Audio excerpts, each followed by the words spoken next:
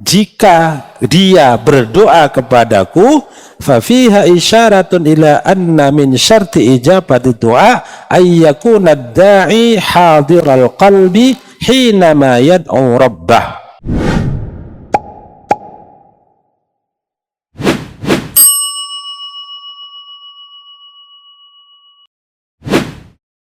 Kalau ada orang meminta sesuatu, Allah bisa saja mengabulkan apa yang dia minta. Mungkin manusia mengatakan tidak masuk akal, tapi kalau Allah mengabulkan, ya terjadi saja. Inilah qudratullah wa kamalu sam'ihi subhanahu wa ta'ala. Allah Maha Kuasa dan Maha mendengar hamba-hambanya yang berdoa.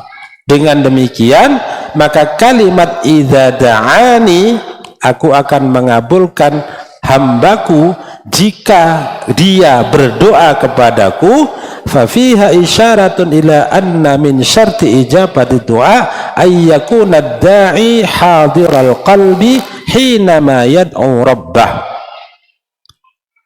Jadi kalimat lengkapnya kan, aku akan mengijabahi seorang yang berdoa ketika dia berdoa kepadaku. Maka ini menjadi satu isyarat bahwa di antara syarat dikabulkannya doa adalah orang yang berdoa harus hadirul qalbi. Jadi dia berdoa dengan hati yang hadir, dengan hati yang sadar. Ya, karena ada hadis bahwa Allah tidak menerima doa dari orang yang berdoa dan hatinya lalai. Kadang orang berdoa apa, hatinya kemana? Antara lisan yang berdoa dengan hati itu kadang-kadang tidak sejalan. Orang berdoa begini minta ini, tapi hatinya juga tidak sesuai dengan apa yang diucapkan. Mungkin tak tahu hatinya sedang kemana, pikirannya mikir apa, doanya kemana. Sehingga di sini disebutkan bahwa di antara syarat dikabulkannya doa itu adalah kehadiran hati ketika berdoa. Jadi kita ini berdoa minta ini hati kita sadar, hadir ketika kita berdoa meminta sesuatu. Bukan ghafil, bukan lalai.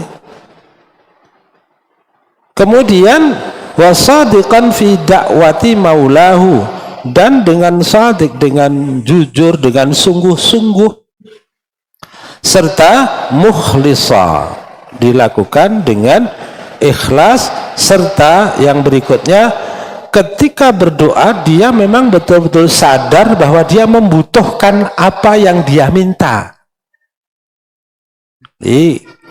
Ya mungkin ada ya orang berdoa dan dia tidak sadar bahwa dia orang yang membutuhkan, artinya tidak serius itu.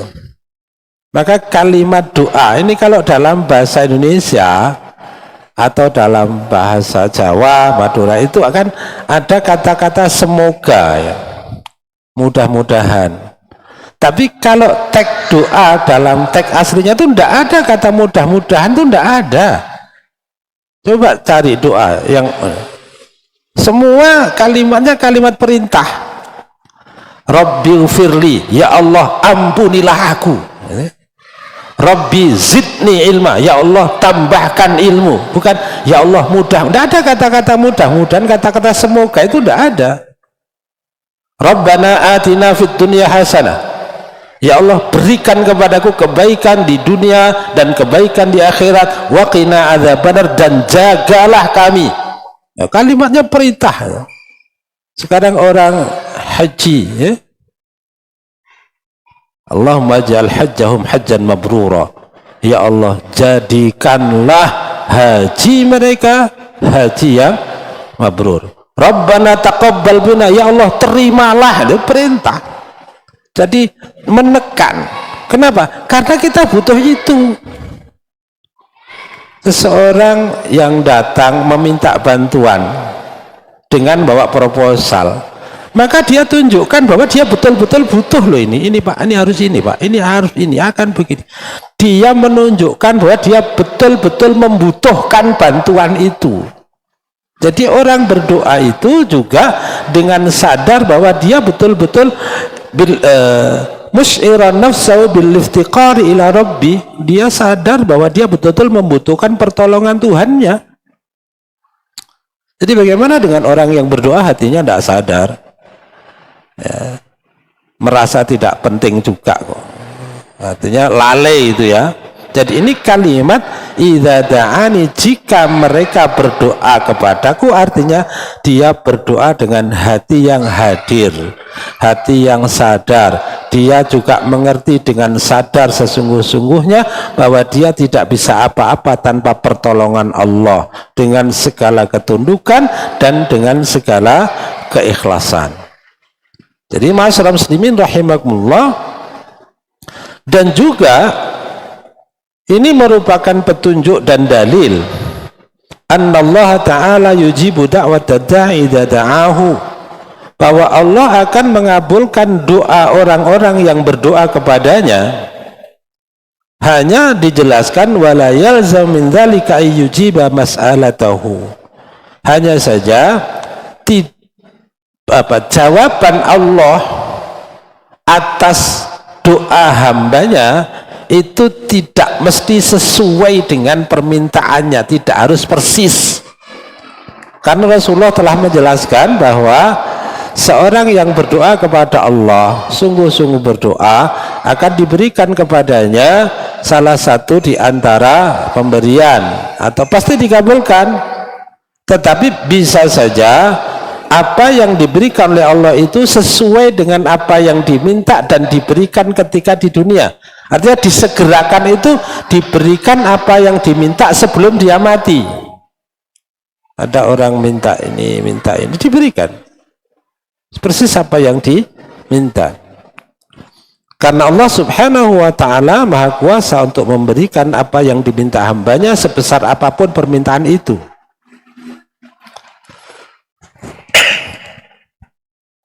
Jadi kalau minta kepada Allah, ya minta yang besar. Karena sesuatu yang kita anggap besar itu kecil juga bagi Allah.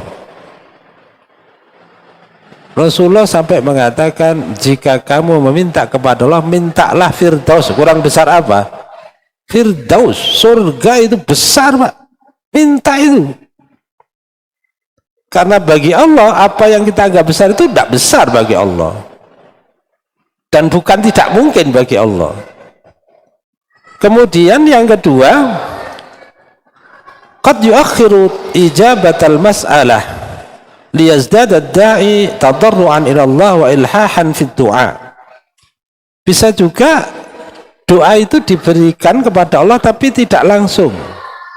Ya tetap diberikan di dunia, tapi minta hari ini tidak diberi hari ini. Supaya apa? Supaya orang ini terus-menerus berdoa. Kan diperintahkan kalau kita berdoa itu berdoa terus, jangan berhenti. Kita minta ini kok belum dikasih, minta lagi, minta lagi, minta lagi. Allah sangat suka kepada orang yang bolak-balik datang dengan suaranya, menyebut nama Allah dan meminta pertolongannya. Allah sangat suka itu. Dulu ya pernah kita bahas ringkas di sini satu contoh, bahwa jika ada seseorang meminta dan langsung diberi, itu belum tentu karena yang memberi suka. Dan jika orang meminta lalu tidak segera diberi, bukan berarti karena orang yang diminta itu benci. Nah, saya ingat ya, kita dulu pernah membuat contoh. Ya mesti contoh ini tidak menjelekkan siapa-siapa ya, hanya contoh saja. Kadang-kadang ada seorang pengamen, karena suaranya bagus, itu pemilik rumah atau orang yang dijadikan tempat ngamen itu tidak langsung ngasih itu, biarkan sampai selesai dulu. Kadang begitu selesai masih bilang, tambah lagi mas lagunya, tambah lagi lagunya. Begitu ngasih imbalan yang sangat besar. Jadi masyarakat muslimin, kita tidak membuat satu contoh berdasarkan doa begitu, tidak, tapi hanya satu contoh saja. Kadang-kadang seseorang itu menunda pemberian pada orang lain bukan karena dia benci pada orang yang mau diberi itu. Kalau ada orang memberi sesuatu pada orang dengan cepat, bukan berarti juga bukan diartikan dia pasti suka dengan orang yang diberi. Nah, Allah Subhanahu wa ta'ala ketika tidak langsung memberi apa yang diminta, bukan Allah membenci kepada orangnya, tapi diantara hikmahnya supaya orang ini semakin tunduk dan mengulang-ulang doanya, karena Allah suka pada orang yang bolak-balik datang dengan mengadu, dengan berdoa, dengan menyampaikan permintaan. Allah suka. Ada juga kalimat yang ditulis oleh orang-orang saleh sebelum kita. Sungguh aneh ada orang yang mengetuk-ngetuk tetangganya, meminta tolong, datang meminta tolong, datang minta tolong. Padahal manusia itu semakin sering dimintai tolong, semakin bosan dia membantu. Tetapi Allah semakin sering didatangi dan diminta tolong, semakin suka Allah pada orang yang seperti itu.